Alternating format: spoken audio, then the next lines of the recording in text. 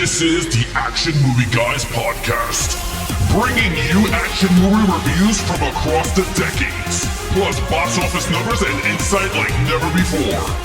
And now, your hosts of the Action Movie Guys podcast, Alex and Nate. What's up, everyone? Welcome to episode number 154 of the Action Movie Guys podcast. I'm your host, Nate. This is my co-host, Alex Figueroa. And we are moving into the 90s. Last episode, last week, we were still in the 80s. We wrapped that up with The Untouchables. It was a great time. Now we're moving into the 90s. And our first 90s movies, as voted on by you guys over on Instagram, is a Little John Woo movie starring John Travolta, Nicolas Cage. It is, of course, 1997's Face Off. Alex, a very famous action film. Yeah. Especially if you grew up in the 90s at all. When's the last time you watched this movie? I say a long time ago. I don't remember when was the last time, but it's been a while. I mean, we'll talk about why, but it's been a while. And it's funny because I watched it on Blu-ray, and halfway through the Blu-ray, the disc doesn't want to work no more. Oof. And I had to get it digital so I could finish the movie review. So I was like, this pissed me off. That just did you dirty. Yeah, the disc did me dirty. Yeah, it's been a while. You know what's funny? I love 90s action movies, but this was never one of my staples. This was never like one of my go-tos. I think it's because I didn't grow up watching it. A lot of the ones I watch are ones I watched when I was younger. This came out when I was 10. I didn't see it until I was like probably a little older, like in high school. So it's not one that I watched a ton. I haven't seen it in years. It's been years. I have no idea. Yeah. So I'm looking forward to talk about it though. So before we do that, let's give you some Rotten Tomato scores. And then we're just going to get right into it. Now, last episode, Die Hard, very high scores. This week, Face Off, still pretty high scores. I did not expect this. This has a 92% critic score and an 82% audience score. Now, the 82% audience, I believe. I'm surprised that this has a 92% critic score, but maybe not. Not after watching it, maybe. You know, it's kind of funny that you say that because, I mean, we reviewed up to 154, and a lot of the movies that we reviewed that are good action movies has the lowest numbers of critics. And then the movies that we really think is going to be really bad with the critics are like the highest amongst the good movies, right? I mean, like if you explain this plot to somebody, they'll be like, that sounds like a real piece of crap movie. But maybe with the hands of this talent, with some John Woo, with some Nicolas Cage, it just works out. So we're going to let you know what we think of the movie. Now, Alex, this is going to be an interesting scenario because both actors play both the lead hero and the main villain. So here's what we're going to do. It's a hybrid, yeah. You're going to score it on total, obviously still, but you will mark each guy for how they did in the role as well and then give it a total points, if that makes sense. Yeah, I see what you mean. You so go like John Travolta as Nicolas Cage. And John Travolta as the good guy, and then Nick Cage as the good guy. That's your lead character, and then each one as the bad guy. Okay. All right. Yeah. All right. Sean Archer is played by John Travolta. Okay, so Sean Archer is played by two characters, played by Nicolas Cage, and is played by John Travolta. Sean Archer is John Travolta shirt first. Yeah. Okay, yes. And then he becomes Castor Troy.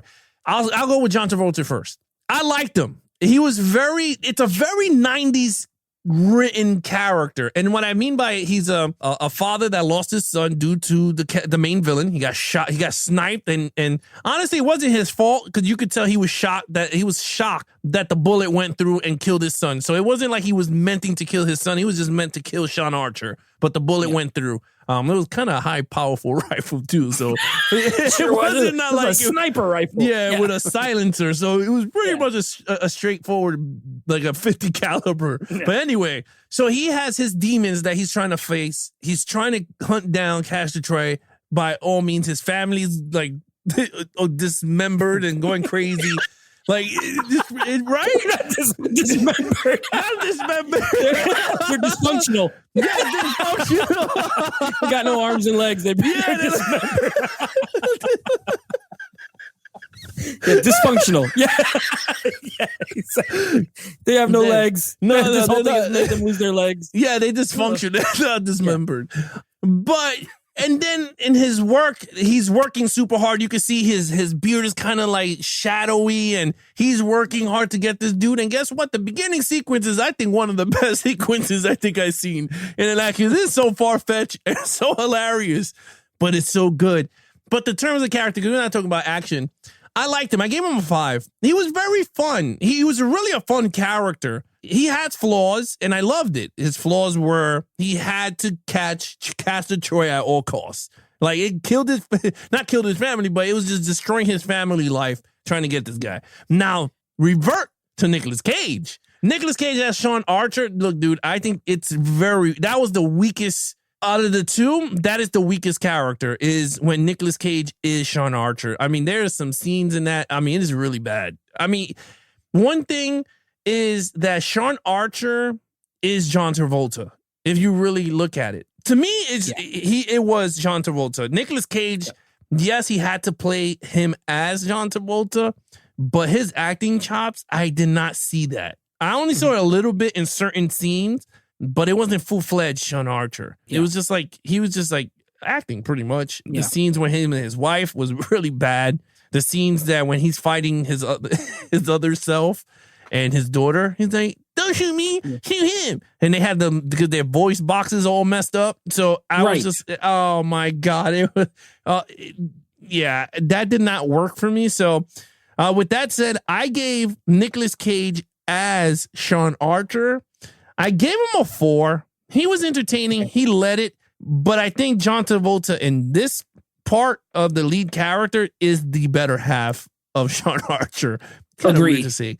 But yeah, I agree. Sean Archer. Okay. Sean Archer as a character, I gave him a 4. Mm-hmm. I think he's, like you said, he's good, but he's fairly, that is like it's like they went down a checklist. Okay. He's like, son gets killed. Okay, family dysfunctional. Okay, marriage is in shambles. Okay, daughter can't relate to him. Okay, works too hard. You know what I mean? Like, they just did the whole checklist. Loses his friends. Yeah, cliche cop guy who's like hard boiled. You know what I mean? So, like, as a character, I give him a 4, but he's still good. I do like him. You're right. I do like him. Now, John Travolta playing him, good. Actually, I like John Travolta playing Sean Archer. I think he seems like Sean Archer to me. You know what I mean? Yeah. Now, Nicolas Cage playing Sean Archer, I don't like him as much. Nicolas Cage is for lack of a better term, he feels too caged in by that role. You know what I mean? Like playing the honest, good guy who's trying to, like, honey, it's me. And it's like, it doesn't work for me as much as it does Travolta. So I think Travolta plays Archer better than Cage. Okay, so now lead villain is, of course, Castor Troy, and he is played by John Travolta. Well, first Nicolas Cage, and then John Travolta. So same thing. What did you think of Cage as Troy, and then Travolta as Troy? All right, so Nicolas Cage as Castor Troy is freaking amazing. You know what? I gotta say, we got Hans Gruber, and my man Castor Troy is right up there with the villains. I think he's a badass villain, dude. Yep. He has the trope of villains. Mm-hmm. He is a sexy dude, right? He's a badass dude, right? He gets the ladies because he knows he's badass, right? He has golden guns.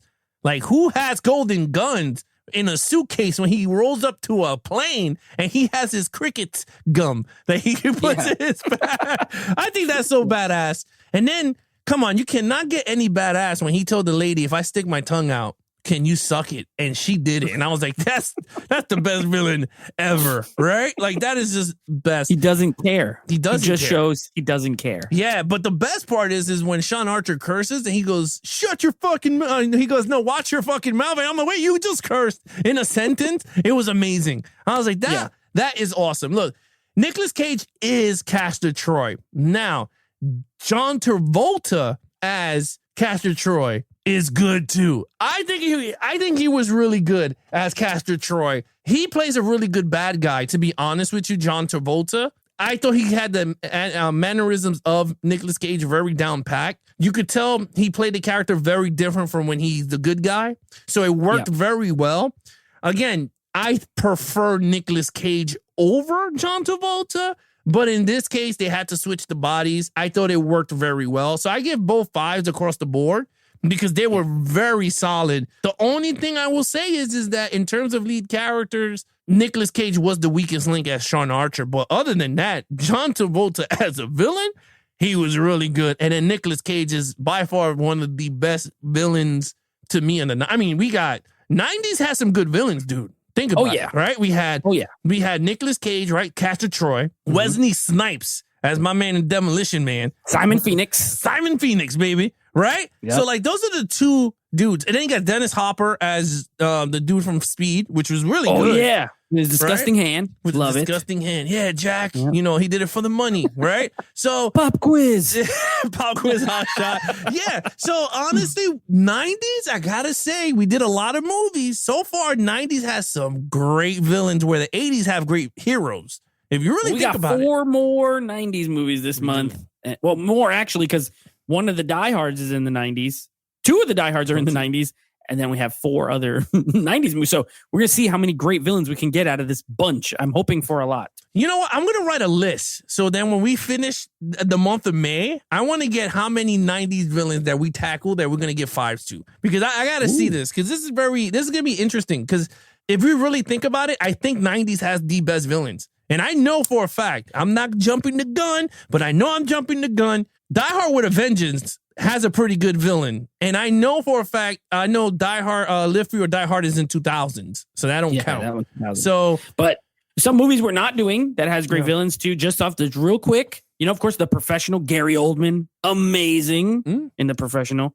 He will be coming up in The Fifth Element, which we're going to be reviewing shortly too, as well. So Gary Oldman. What else do we got? I don't remember who's the villain in Hard Target, but somebody's maybe cool in there. I don't know. And yeah, so to me, I agree with you. I think the 90s was the era of where the bad guys really came up and were like the better of the, or the more interesting and fun Mr. character. Smith, Matrix 1.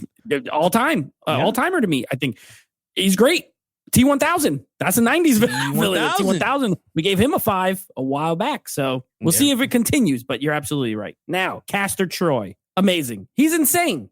He's absolutely crazy. And so here's the thing. I think both actors do great as Castor Troy. I think Nicolas Cage is the perfect choice. He is insane in this movie. And that's why when he becomes Sean Archer, it's not as interesting anymore because he's so insane. But John Travolta gets the benefit of being the good guy first and then also getting to be the bad guy. Yeah. So in that way, Castor Troy is the movie to me as far as the characters go, because John Travolta absolutely takes the scenery and chews on it to like never before. And I think he's a lot of fun. When Nicolas Cage is Castor Troy, oh my gosh. I mean, he is like as Nicolas Cage as you can get. So I think both guys play Castor Troy amazing. And I think Travolta plays Sean Archer better than Cage does, in my opinion. But I like that they both got to play the hero and the villain in the same movie. I thought that was fun. So moving on, action scenes. All right, now this thing has good action. Now this is 90s action at its best, right? Because, I mean, you have gunfights, you have flying, you have helicopters, you got, remember that video game, Lethal Weapon, or Lethal Force, or Force Enforcer, that they're in the hangar and you got to shoot? It was like a pizza arcade game. Oh, yeah, where you got, it's like the arcade game. Yeah. You get a plastic gun and you shoot at it. Yeah, and it was basically the same type of thing. Anyway, those scenes were so good. The beginning sequence of Sean Archer chasing Castor Troy was so freaking good, dude. Like, it set up the whole movie. I mean, it was very far-fetched when he had the Hummer, and I'm like, damn, this plane doesn't take off yet? Like, this thing would have been gone already. But they took that, you know, it took forever, but the helicopter landing on the wing, and I was like, oh, this is pretty cool. I liked it. I thought those scenes were good. The John Woo scenes towards the end started to get really far-fetched for me, right? It's just very 90s. You know, they shooting each other from close, you know, like right there, and they still can't hit each other. They jumping behind pillars, and I'm like, what is going on here? Slow motion, doves everywhere. I was like, oh, man. The boat scene was actually pretty cool. I like the boat scene. I thought it was really cool. The ending fight when he starts to scratch his face, I was like, oh, man. I was like, that's kind of brutal. And the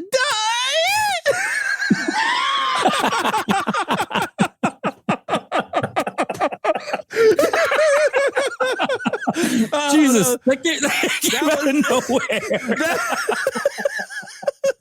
That caught me off guard. That was my favorite line. Why don't you die?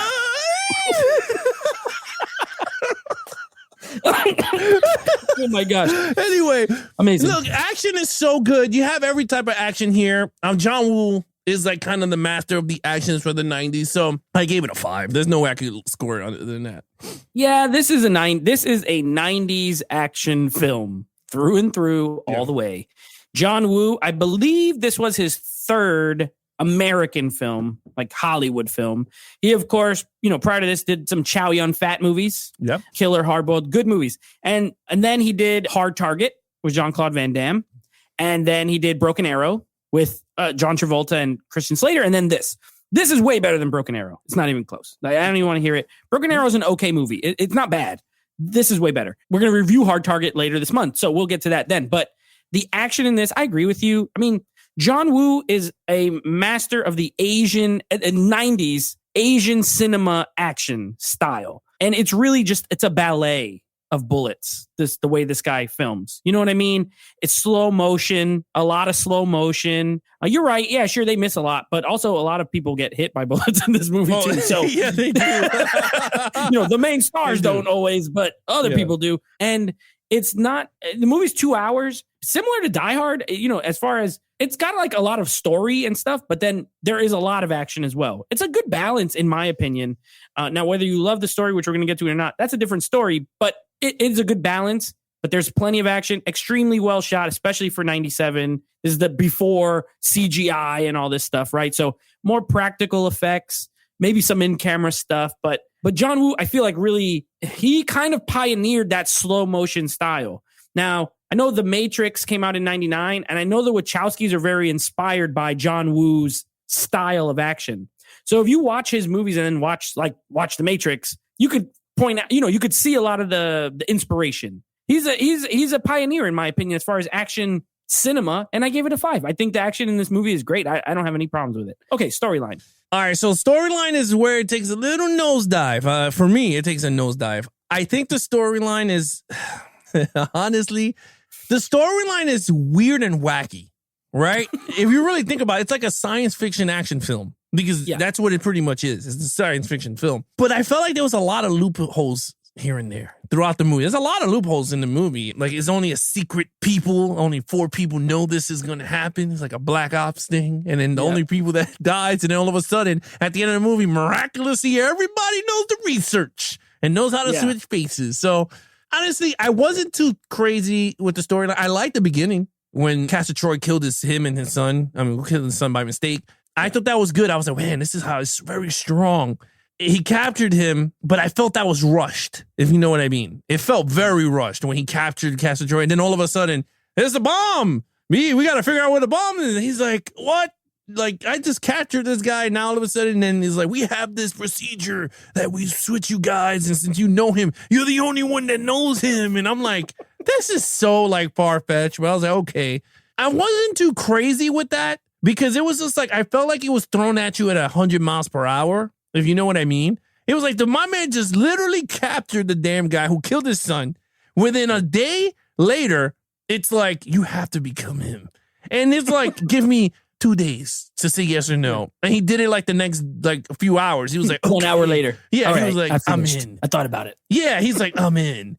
And I agree with you. I think Castor Troy, to me, it would have been more fun if the first half of the movie was Castor Troy wreaking havoc on John Travolta. Like every time he tries to capture him. As Nick Cage. Yeah. Yeah. Like every time like he's about to capture him, he's weasel his way out. And you're like, but then he finally captures him, and then the big bomb, whatever, and then you could do the whole face-off thingamajiggy. Because honestly, it felt kind of draggy in certain parts. I was like, damn, this is dragged. Especially when he becomes Sean Archer, Nicolas Cage, when he sees his wife, I thought that was so dragged out. He was like, and it's creepy with the daughter, like the stuff with the daughter. Creepy. It felt unnecessary. I know, I kind of understand why they did it, but for me, I felt like it was very unnecessary. He was like, if you look at my blood type, Sean Archer's a B positive or A positive, and whatever. And then she does it, and she pricks him with the little pen, and I'm just like, oh, come on, like, yeah. That stuff annoyed me. It irked me, but the stuff in the, I do enjoy certain things. I'm not going to say I don't. I do enjoy the Super Mario boots in the jail cell. the power boots, the magnetic shoes. Yeah. Yeah. I thought that was fun. Like that whole sequence was actually really cool. You know, when he's first in the body and then he starts to lose it. To me, look, the storyline for me, it's a good. I don't think it's a great, and I don't think it's a perfect, to be really honest with you. The only reason this movie is where the stature of this film is because of the two powerhouse of Nicolas Cage and John Travolta. And I'm going to give it a 3 out of a 5. Yeah, we're on the same page there, brother, because there's one word to describe the plot of Face Off, and that word would be stupid. It is a stupid That's idea. a good way to put it. It is. It doesn't make any sense physically. So you're telling me that this surgery is you take one guy's face and put it on the other guy's face, right? That's the surgery. Yeah. Now, the hair, everything just stays perfect. Their bodies, which are not the same bodies, okay? John Travolta's exact body shape and type is not Nicolas Cage's exact shape and body type. The wife should have known. The wife, if she saw him unclothed, would know if that was her actual husband or not, even if they had the face switched off. Period. It doesn't. It just would. She would, but she doesn't. And the voice thing doesn't make any sense. Like how they could talk exactly how the other one talks. You know, they try to explain stuff, but it's all stupid. It's all stupid. Now, why it's not all the way like a 2 or 1 for me. Yeah. I do, like you said, I do like the dynamic of Castor Troy and Sean Archer. Like I like their kind of back and forth as a hero and villain. You know, that's solid. I do like a lot of the sci-fi aspects.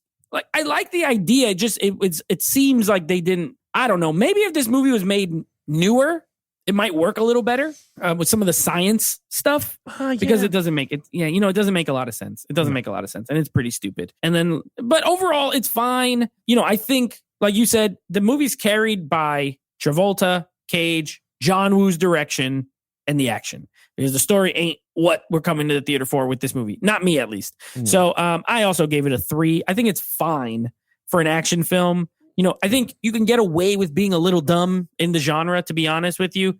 And this pushes the limit of like, this is about as dumb as you can get without going below a 3, in my opinion. So it's pretty stupid, but it's fun stupid, at least. Okay, so overall. All right. So overall, the movie is entertaining. It's a very entertaining movie. There's some dead spots. I'm going to be really honest with you. There was just some spots I'm like, man, I could have just cut this damn thing out, fill this in. We would have been good. Again, John Travolta's again, at that time, John Travolta was kind of peaking high because then he took a nosedive when he did that. This was like after Pulp Fiction. So his career was back like, you know, coming up. Yeah, it's going up. And Nicolas Cage also was like another high actor because of Con Air and then all this The Rock. stuff. Yeah, The Rock. Yep. So you got those two power A-list celebrities at the time at their peak of their stardom, superstardom, I mean. And it worked for this type of movie. Now, I understand what you were saying. Like, if this was a newer version, I do agree with the newer writing that we have could flush out a lot of the crap that we had in that movie. The science base, you're right. It could work. But I think that for me, the troubling is the same, the acting switching.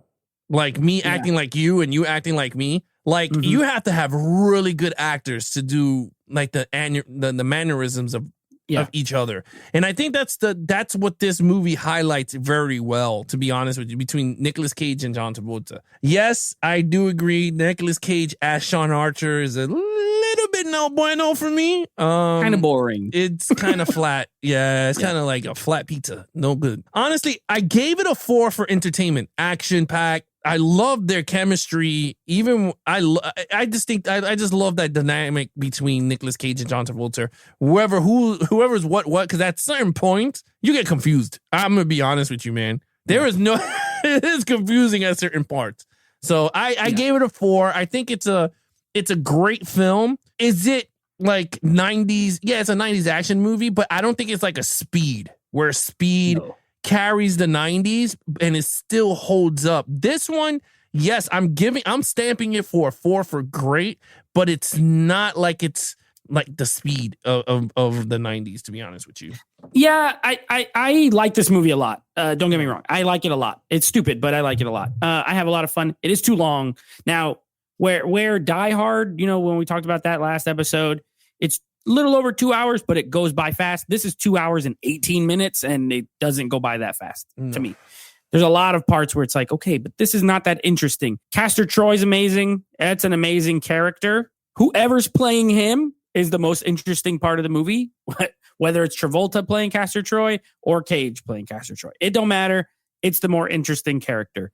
So he's fun. The action scenes are fun. It's well shot, like I said. I gave it a 4. I like the movie. I've always enjoyed Face Off, but again, it's not one as a 90s action film fan. It's not in my upper echelon of 90s action. Speed, Twister, Terminator 2, even like Demolition Man. Like there's like a ton of other movies I would pick over this. I could probably name 10 easy that I'd pick over this if I wanted to watch like a 90s action. This is probably like in the next tier down. It's good. It's good. Don't get me wrong. 4 out of 5 is nothing to sneeze at, but it's just not my personal favorite. Heck, I think I like, as far as Nicolas Cage movies, like I prefer The Rock to this. I prefer Con Air to this. I think Con Air is kind of stupid, but I think I like it better. So, it's funny you say that. I prefer 8mm. 8mm is a good movie too. Yeah. He had a lot of good movies in that, 90s into the very early 2000s. And Face Off is good, but like just as far as like action, even Gone in 60 Seconds I like better. So this is probably like my fourth or fifth favorite Nicolas Cage action movie from the 90s. As far as Travolta goes, it's probably high because he didn't do a ton of action. And I like this better than Broken Arrow, but and Look Who's Talking 2 or Look Who's Talking Now, whatever, whichever one it is. Isn't Swordfish an action film? It was 2000s. Okay. So if we're just talking 90s. It was like Broken Arrow, this. Tank Girl. Oh, what was the one that he had the dreadlocks? Oh, Battlefield Earth. Yeah. It was like sci-fi. That was horrible. So this is probably his best action movie, actually. Yeah. It's Travolta's best and like my fourth favorite Nicolas Cage one. But either way, good, fun movie. So I give it a 4 as well. What's your total points? I gave it a 22 out of 25. Yeah, it's good. I mean, I'm at a 21 out of a 25 for me, 22 out of 25 for you. It's good. It's fun. It's entertaining. It's a little long in the tooth. There's some stuff that's very, very stupid. But, you take the good with the bad and you have a good time with. Just watch Nicolas Cage and John Travolta absolutely ham it up for 2 hours and be absolutely ridiculous. And see doves in slow motion flying out of it.